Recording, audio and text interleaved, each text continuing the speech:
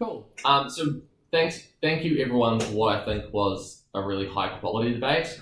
In terms of the advanced open standard, that was very high and well above the average. So well done to everyone. I think everyone has a future in debating and should continue to keep it up.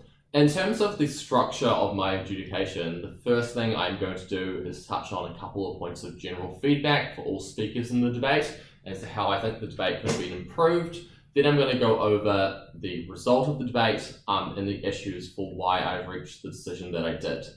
In terms of general feedback, I think first and probably the most important point was this debate to some degree seemed divorced from the real world context that had been set. Obviously, when you're thinking about motions and debates, you should think about why it has been set by the committee. And in this context, obviously, with the election of Trump and comments that Trump has said about neo-Nazis and KKK, particularly for Charlottesville, where he said that both sides had good people, there was a bit of more real-world context that could have been included within points that teams made.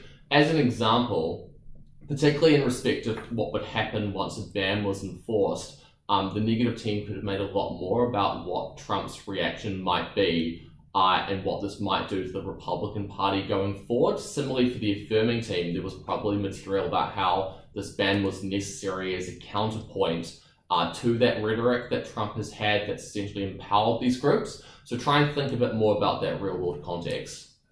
The second point, and probably, again, a really important point, was the negative team and the affirmative team, by the strategy they employed in response, spent a lot of time on this point about whether the motion could be enacted by virtue of the American Constitution.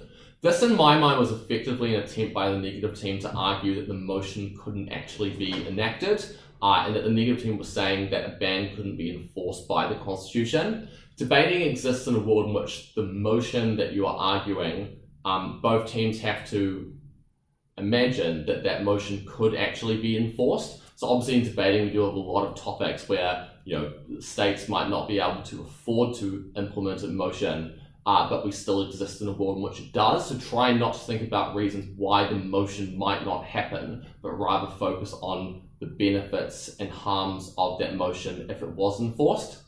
Finally, and this is really important, I'd give feedback in respect of engagement. I think in respect of the material about will a ban actually decrease extremism and violence, engagement was quite poor. So the affirming team wanted to spend a lot of time focusing on what would be the reaction of future supporters of the KKK if a ban was put in place, whereas the negative team wanted to spend a lot of time on what the reaction of current supporters of the KKK would be if a ban was enforced. You need to try and make sure for issues you're actually directly engaging with the material of the opposing team, even if that necessarily means dealing with different stakeholders within that issue itself. So make sure you're engaging with all the material that exists. All right. In terms of the result of the debate, I'm going to give the result, then go through why I saw the debate how I did. In terms of the result, I think it was a close but clear win to the affirmative team. So well done to the affirmative team. In my mind, there were two main issues in terms of the debate. The first was, is it justified to restrict the freedom of expression of extremist groups? And the second was, will a ban actually decrease extremism and violence overall? So looking first in terms of this principled issue about whether it was justified to restrict freedom of expression. So the affirming team essentially in this debate had a clear stance, which was it's legitimate to ban these groups on the basis of protecting safety of citizens within the community, particularly citizens of minority groups. The affirming team's case was that these groups essentially lead to violence, and on that basis that threatened people's safety, so it was legitimate to take their rights away.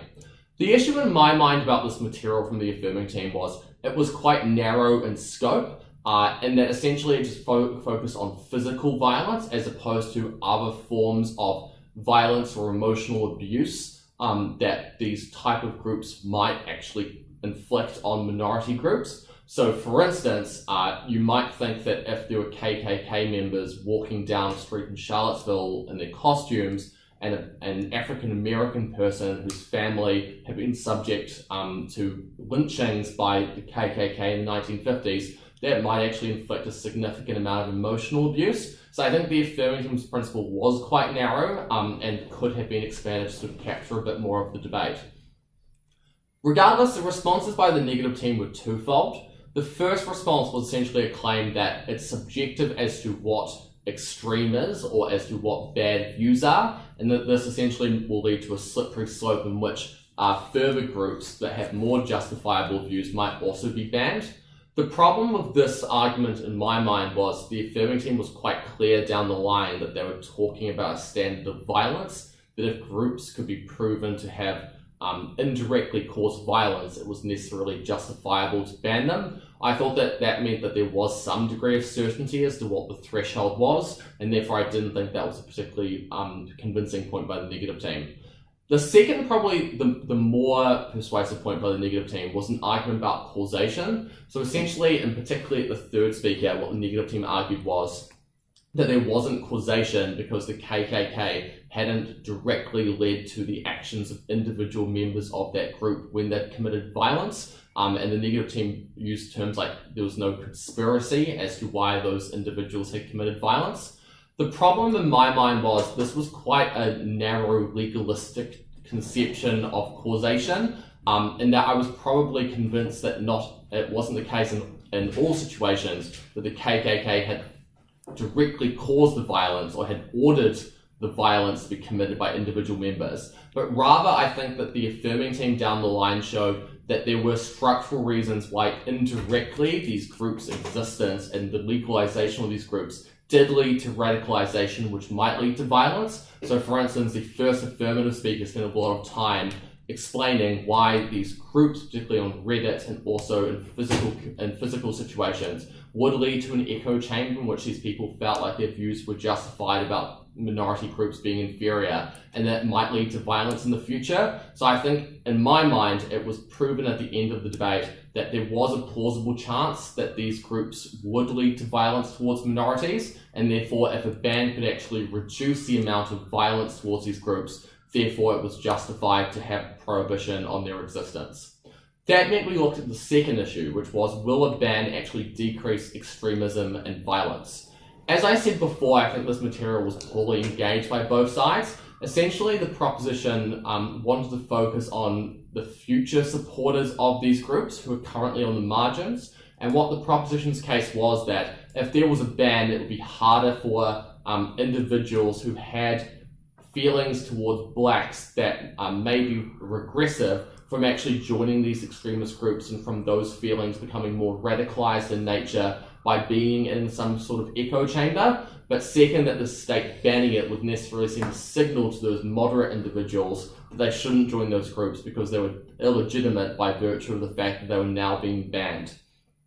I think that in response by the negative team, it was probably true that the negative team showed at the end of the debate that in terms of current members of these groups, that there was probably a plausible chance that they would become more radicalized, and that these current members already had strong views against blacks and other minority groups, and therefore if their groups were banned, it might be the case that they'll be more extreme in terms of violence in the short term by anger of their groups being banned. But regardless, I thought the negative team didn't really engage substantively enough in the affirmative team's material about future supporters of these groups, and that the negative team's only real response, which came out at third negating, was that actually having a debate about censorship will make these groups seem more moderate, and therefore people will be more likely to join them. I think that that logic needed to be talked through more, because I think that the affirming team had an implicit response throughout the debate, which was that if you ban these groups and they're not able to publicize themselves, it's harder for future supporters to actually join them. So even if there's some mild increase in sympathy towards them at the stage in which that they couldn't be identified in the community, and you couldn't join chats with them, and you couldn't attend meetings, it wasn't the case of necessarily enter that echo chamber and therefore radicalized as time went on. So therefore, in what I think was a really strong debate, I ultimately awarded it to the affirming team.